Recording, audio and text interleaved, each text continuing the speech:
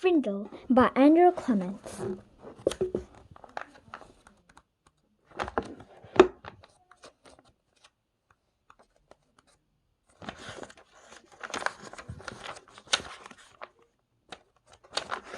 Chapter 6 The Big Idea. Three things happened later that same afternoon. Nick and Jenna Fisk missed the bus because of school newspaper meeting, so they walked home together. They were seeing who could walk along the car without falling. It took a lot of concentration. When Jenna stepped off into the street, Nick said, "That's 3 points for me." But Jenna said, "I didn't fall, I saw something. Look." She bent down and picked up a gold ballpoint pen, the fancy kind. That was the first thing Jenna found the pen. They got back on the car and Nick followed Jenna, putting one foot carefully in front of the bottom of the narrow concrete curve. And while he stepped along, he thought back over the school day, especially about his report. And what Mrs. Granger had said about words at the end of the period finally sank in. That was second thing understanding what Mrs. Granger had said. She had said, "Who says dog mean dog?" "You do, Necklace." "You do, Necklace," he reported to himself. "I do," Nick thought. He's still putting one foot in the front of the other, following Janet. What does that mean? And then Nick remembered something. When he was about 2 years old, his mom had bought him one of those unbreakable cassette players and a bunch of things on long tapes. He had loved them, and he played them over and over and over. He would carry the tape and the player to his mother or his big brother or his father and bang them together and say, "Gua gula, gua gula, gua gula," until someone put the cassette in the machine and turned it on. And for 3 years, whenever he said "gua gula," his family knew that he wanted to hear those pretty sounds made with a board instrument. That when Nick went to preschool, he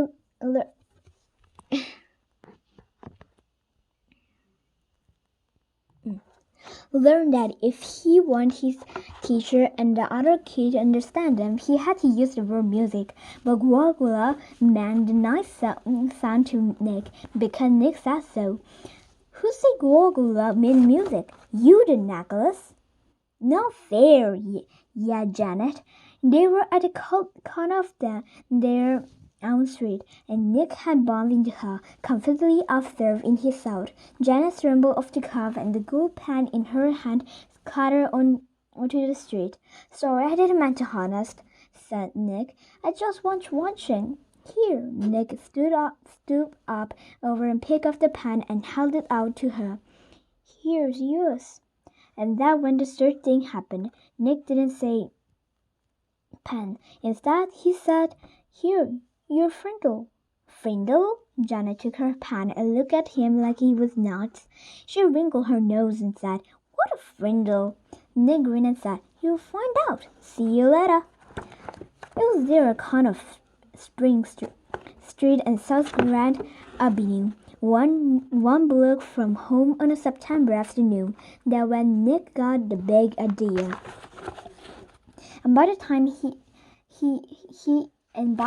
he had run down the street and up the steps and through the door and upstairs to his room, it wasn't just a big idea. It was a whole plan, just begging for Nick to put it onto action. And action was Nick's middle name. The next day after school, the plan began.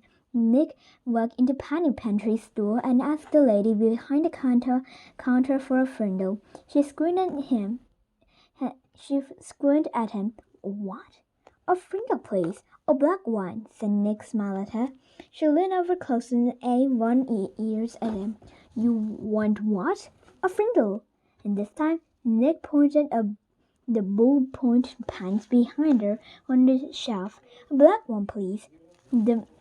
The lady handed Nick the pan. He had her the 39 cents and said, "Thank you," and left the store. 6 days later, Janet stood at the counter of the penny country. Same store and same lady. John had come in the day before and paid the day before that, and Curious the day before that, and Dave the day before that. Janet was the 5th grade that Nick had sent there to ask that woman was for a Frindle. And when she asked, the lady reached right for the pen and said, "Blue or black?" Nick was standing 1 mile away at the candy rack, and he was grinning. Frindle was a real word. It meant pan. "Who said Frindle meant pan?" "You did, Nicholas." Half an hour later, a group of serious 5th-graders had a meeting in Nick's playroom. It was John, Tate, Dave, Chris, and Janet, and Nick and the 6th secret agent. They held up their right hands and read the oaths Nick had written out. "From this day on and on and forever, I will never use the word pan again. Instead, I will use the word Frindle, and I will do everything possible to others will too." And all 6 of them signed the oath with Nick Frindle. The plan would work. Then, thanks, Mrs. Granger.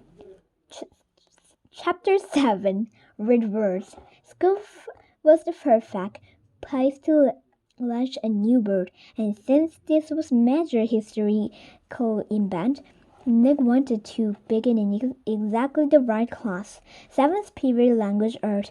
Nick raised his hand first thing after the bell rang and said, "Mrs. Granger, I forgot my Frindle." Sitting 3 row about, John blurted out, "I have an extra one you can borrow, Nick." Then Joe made a big show of looking for something in his backpack. "I think I have an extra Frindle. I told my mom to get me 3 or 4. I'm sure I had an extra Frindle in here yesterday, but I must have taken it. Wait, oh yeah, here it is." And then Joe made a big show of throwing it over to Nick, and Nick missed it on purpose. Then he made a big show of finding it. Mrs. Granger and every kid in the class got a message loud and clear. That black plastic thing that Nick borrowed from Joan had a funny name, a different name, a new name, Frindle. There were a lot of giggling, but Mrs. Granger turned up the power in her eyes and swept the room into silence. And the rest of the class went by according to her plan. As everyone was leaving after class, Mrs. worried you, and she emphasized the word. Nick's mouth felt dry and he gulped, but his mind stayed clear. He walked up to her desk. "Yes, Miss Granger?" "It's a funny idea, Nicholas, but I would not have my class just roped again. Is that clear?" Her eyes were lit up, but it was mostly light, not much heat. "Idea? What idea?" asked Nick, and he tried to make his eyes as blank as possible. "You know what I mean, Nicholas. I am talking of the performance that you and Joan gave the start of the class.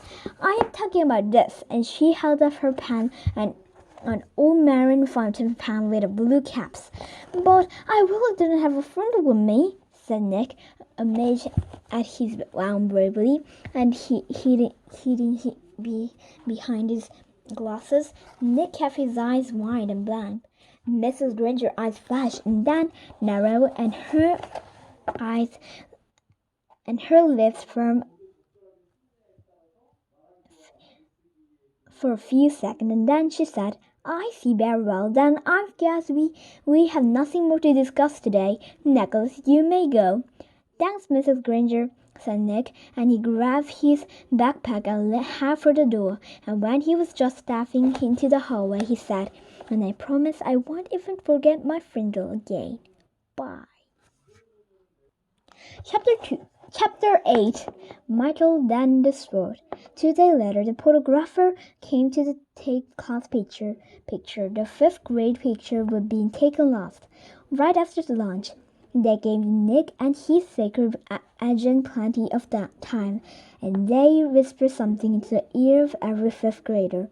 All the individual picture had been taken, and finally it was time for the group picture. Everyone was lined up on the auditorium stage. Everyone's hair looked great, and everyone was smiling. But when the photograph says, "Say cheese," no one did. Instead, every kid said Frindle, and they held one up for the camera to see. The photographer was out of film, so that shot was the only 5th grade group picture he took. 6 of the 5th grade teachers were not pleased, and Mrs. Granger was furious. No one had really wanted to make the teacher mad. It was just fun. It also got up the kid in the school talking about the new word, and when people pick up a new word, they say it all the time. The kid at Lincoln Elementary School liked Nick's new word a lot, but not Mrs. Granger. The day after the class picture, she had made an announcement to each of her classes, and she posted notice of the main bulletin board by the office. Anyone who is here using the word Frindle instead of the word pan will stay after school and write this sentence 100 times. I am writing this punishment with a pen, Mrs. Granger. But that just made everyone want to use. Nick knew word even better. Staying after school with the lone Granger became a badge of honor. There were kids in her classroom every day after school who went on like that for a couple of weeks. One day near the end of the 7th period, Mrs. Granger asked Nick to come talk to her after school. This is not a detention, Nicholas. I just want to talk. Nick was excited. It was kind of like a conference during a war. Once I wave a white flag and the general come out talk. General Nicholas Allen. Nick liked the sound of it. He stuck his head in Mrs. Granger's doorway after school. You want to talk with me? Yes, Nicholas. Please come in and sit down. When he was settled, she looked at him and said, Don't you think this Frindle business has gone far enough? It's just a disruption to school, don't you? Nick swallowed hard, but he said, I don't think that there's anything wrong with it. It's just fun, and it really a real word. It's not a bad word, it's just different. And besides, it's how words really change it. Change, isn't it? That's what you said, Mrs. Granger sighed. It is how a word could be made of brand new, I suppose, but the word pen. Should it really be replaced by that other word? The word pen has a long, rich history. It comes from the Latin word for feather pena. It started to become our word pen before schools made from feather were some of the first writing tools ever made. It's a word that comes from somewhere. It makes sense, Nicholas. But Frindle made just as much sense to me, said Nick. And after all, didn't somebody just make up the word pina, too? They got a spark from Mrs. Granger's eyes, but all she said was, Then you were not going to stop this. And Nick looked right in her eyes and said, Well, a bunch of my friends and I took an oath about using the word, and we had to keep our promise. And besides, I don't think there's anything wrong with it. I like my word. Nick tried to look brave, like a good pen general should. Very well then, I thought it would end up this way. Mrs. Granger put a fat white envelope from her desk drawer and held it up. This is a letter I have written to you, Nicholas. Nick held out his hand, thinking she was going to give it to him, but she didn't. I am not going to send it to you until all this is over. I want you to sign your name and and put today's date across the back of the envelope. When you read it, whenever that may be, you will know it is the same letter and that I have not made any change to it. This is weird, Nick said to himself, but to Mrs. Granger he said, "Sure," and he signed his name in his best cursive and put the date under it. Then Mrs. Granger stood up abruptly and said, "Then that is all for today, Nicholas," and made westward wind. There was a frown on her face, but her eyes were different, almost happy. And Nick was halfway down the hall before it hit him. She liked this word, and she wanted to win real bad. Walking to school next day, Pete had a great idea. How about we see if we can get every kid in the whole 5th grade to go up and ask Mrs. Granger, "Can I borrow a Frindle?" "You mean, Mrs. Granger, may I borrow a Frindle?" said Dave. "Got to use a good grammar. Don't want to upset Grangerous." "Sound good to me," said Nick. "She can't keep everyone after school, can she?" Almost 80 kids stayed after school with Mrs. Granger that day. They filled her room and spilled out into the hallway. The principal had to stay late to help, and they had to arrange 2 special late buses to get all the kids home. The next day, all the 5th graders did it again, and so did a lot of other students, over 200 kids. Parents called to complain. The school bus's driver threatened to go on strike.